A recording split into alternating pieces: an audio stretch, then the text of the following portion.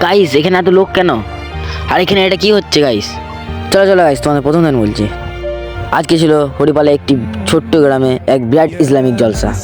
তাই আমি আর একটা ভাই জলসাটিকে উপভোগ করতে আমি চলে গেছিলাম। তারপর গাইস আমি একটা দাদার গাড়িতে উঠে বললাম। তারপর আমাদের গ্রামটাকে টাটা বাই বাই করে চলে গেলাম। তারপর কিছুক্ষণের মধ্যে আমরা হরিপাল ঢুকে গিয়েছিলাম।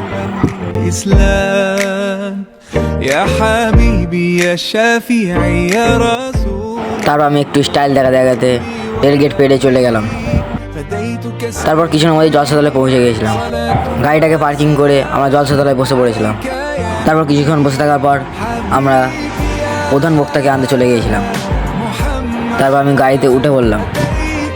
তারপর কিছুক্ষণ যাওয়ার পর আমাদের প্রধান বক্তার গাড়ি দেখতে পেয়ে গেলাম।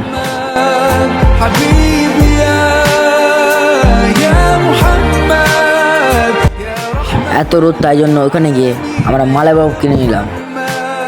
তারপর আমি আর আমার একটা ভাই মালাই বরফটাকে নিয়ে আমরা ঘাটের দিকে চলে গেলাম।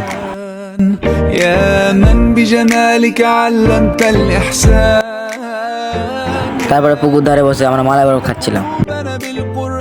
খেতে খেতে দেখতে পেলাম আমাদের প্রধান বক্তা হাজির হয়ে গেছে।